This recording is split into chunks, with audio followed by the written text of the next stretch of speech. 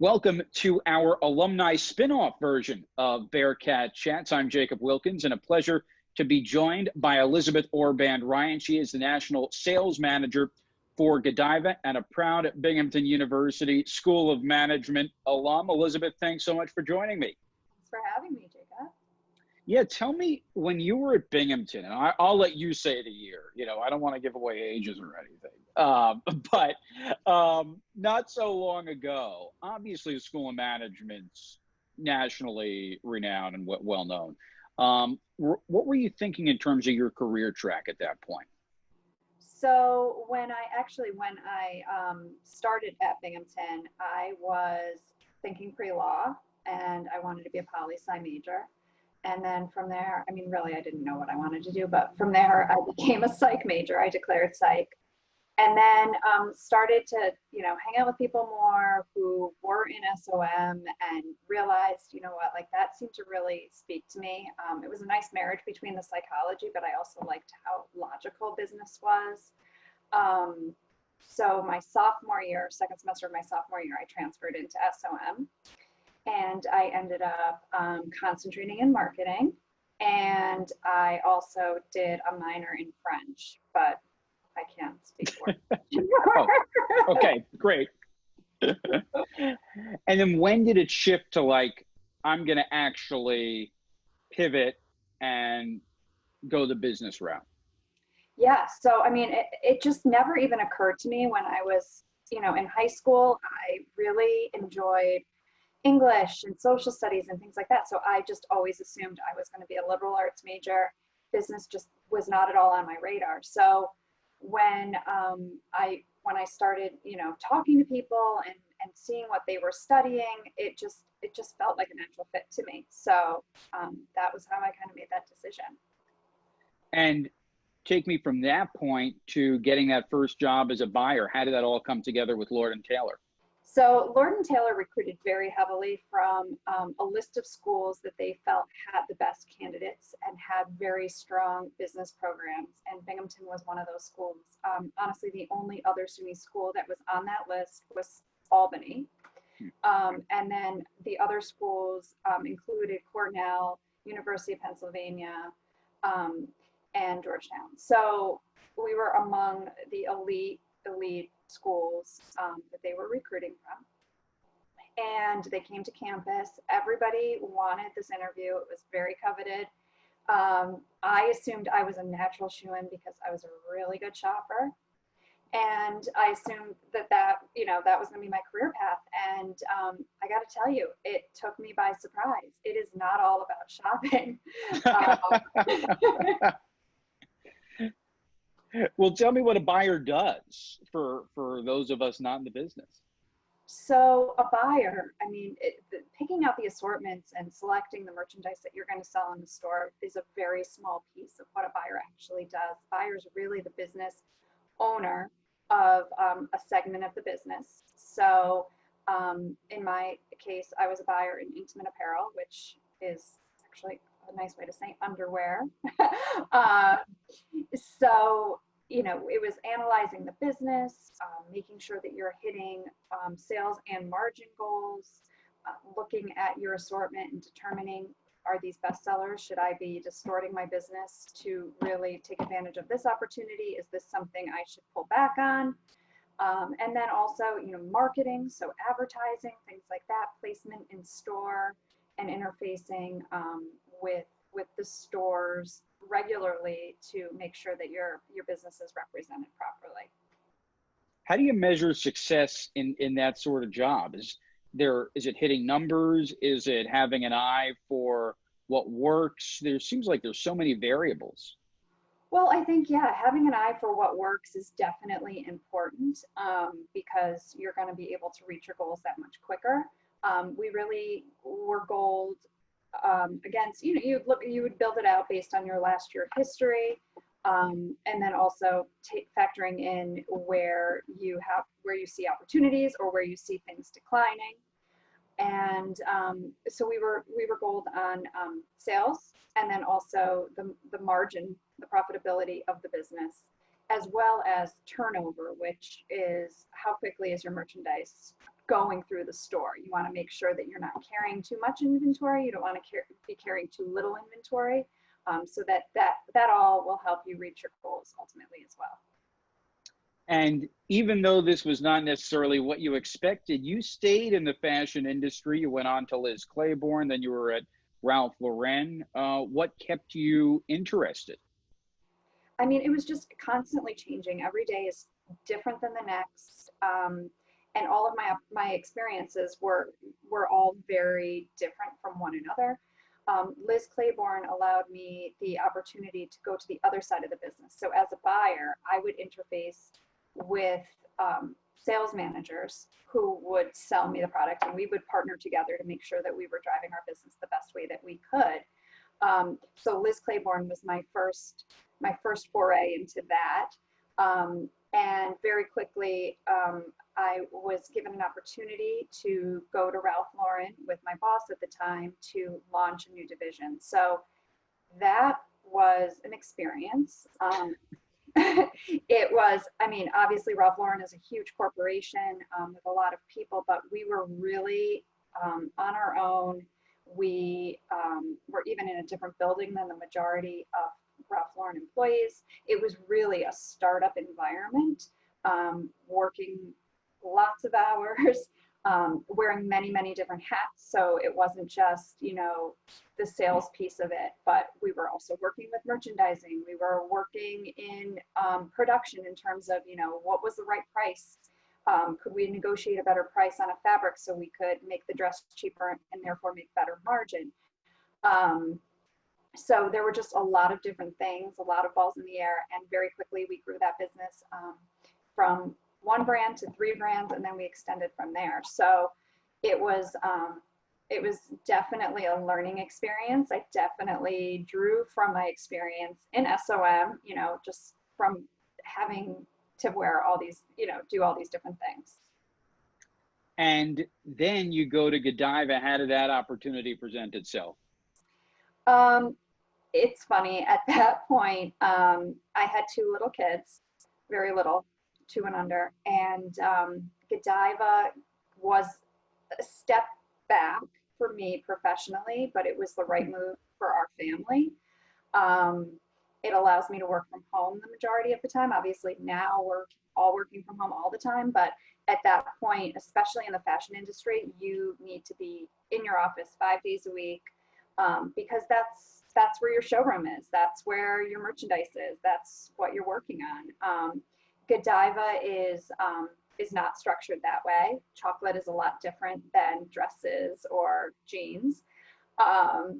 And the business is much more driven off of kind of, you know, you're looking at the same assortment.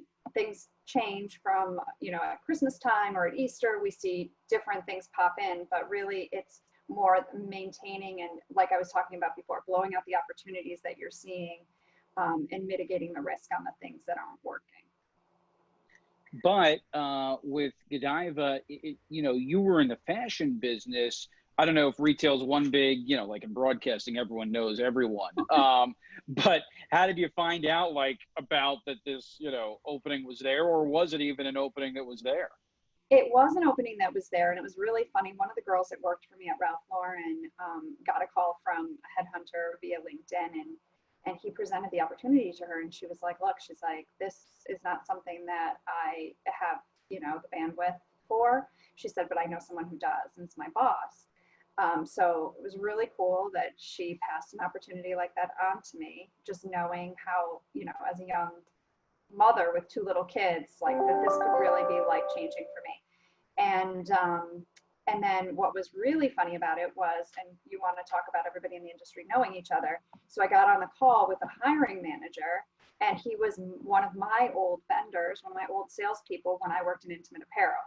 Wow. So it really helped me out. Obviously, you know, we had a rapport already, and yeah, the rest is history.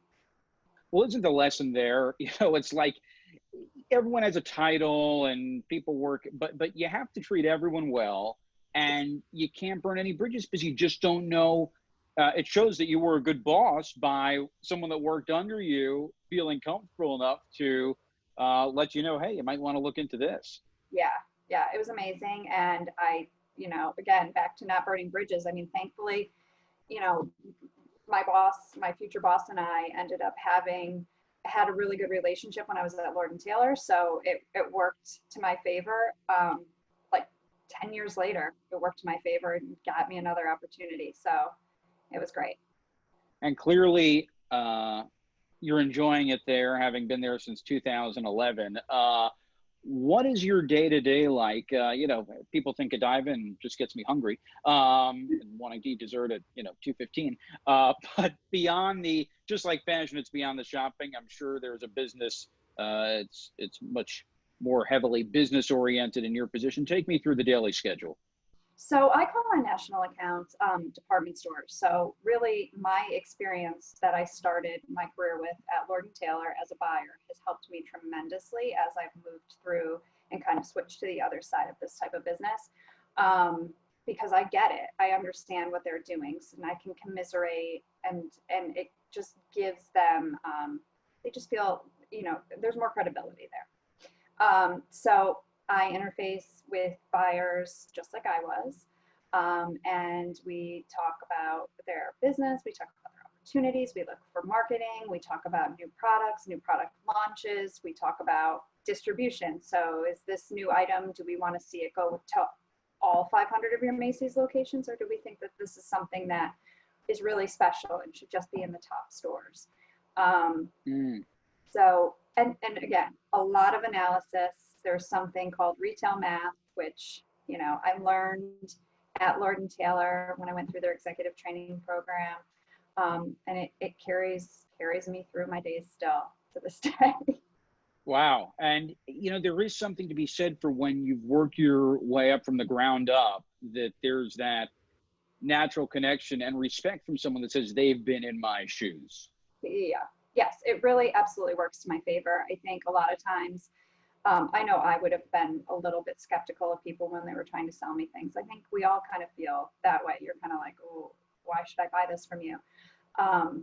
But the credibility that my experience lends to those relationships has hands down never failed me. It really, really helps me build a relationship with these buyers right from the get-go. And tell me, you think of Godiva, you think holiday shopping, you think, as you said, around the spring holidays. Obviously, it's a different climate altogether amidst the pandemic, but what are the products that Godiva has? How do you package them? What's unique? What's new? So I think a lot of what people think of when they think of Godiva, they think of a big, beautiful gold box, but we really do offer products across the board. You could walk into Target and find Godiva's products there. You could walk into CVS and find Godiva products there. Not the same products, right? So we have a tiered brand strategy, but the name is there and that name recognition is there. So those businesses have really been doing quite well during this time. I think people are like, hey, here I am at CVS picking up my prescription and I'm going to pick up a chocolate bar because I'm sad.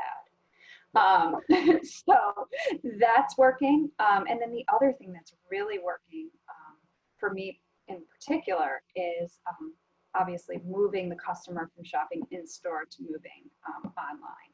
So it's incredible the amount of traction that we have right now. So right now we're spending a lot of time looking at our forecasts for that holiday time period and determining what needs to be, do we need to make swaps? Do we need to make switches? Do we need to move some more of the inventory we planned for stores and move it into our .com bucket, because that's really where the business is happening right now. That falls under the category of direct to consumer. Correct. Mm-hmm. Gotcha. And I mean, I'm sure the industry in so many ways, like everything, is heading that way in general. But there is something to be said, and the pandemic has enhanced it, of, all right, let me click, I don't want to go to 5 department stores. I want to purchase something for 5 people right now. And that certainly was invaluable that you had already been working on that before the pandemic hit. Yes, yes, exactly. And I mean, triple digit increases since March. It's phenomenal. The majority of my time right now is being spent on just figuring out how do we keep things moving forward? How do we incorporate different products, specifically onto the Macy's website to get them, ramped up and ready to go. And tell me, as we highlight the Orband Ryan family, Scott, and I don't know the answer to this, and I know that Scott went to the School of Management with you, but he also was a buyer at Lord & Taylor. So the question is, when did you guys actually meet? We met freshman year. Oh, okay. So yeah, I mean, like I said before, I mean, Binghamton was so heavily represented at Lord & Taylor. Sometimes Right. It's like sometimes you would be walking through the halls at Lord & Taylor and you could have thought that you were at Uncle Tony's. I mean, it was just, it was a lot of people that we knew, a lot of people we went to school of management with, some people from Harper College too, but yeah, it was a great group. I mean, we both moved to Hoboken, and his roommate was one of his fraternity brothers and also was a buyer at Lord & Taylor. So that'll give you an idea. Yeah, yeah, and he's in retail still, or in a yes, he's in consumer wholesale goods. too. Yeah, he works in kids clothing. Well, that must make for interesting dinner table conversations. And you're from Binghamton. Obviously, you live in the tri-state area now. How do you maintain? Obviously, family's still here. How do you maintain the connection to the school itself? Definitely. I mean, obviously, my father is a huge piece of that, because he is involved with the school. And even after we left, I had 3 cousins go through Binghamton as undergrads. And so it's just constantly part of the conversation. And I'm checking things out online, and I love to dive into the Alumni Journal when that comes in the mail. And yeah, and we still keep in touch with a lot of our friends from school, so it's great. Well, that's great to hear. Elizabeth Orband Ryan, thank you so much for joining me, and only wishing you continued success and, of course, good health as the pandemic continues. You too, Jacob.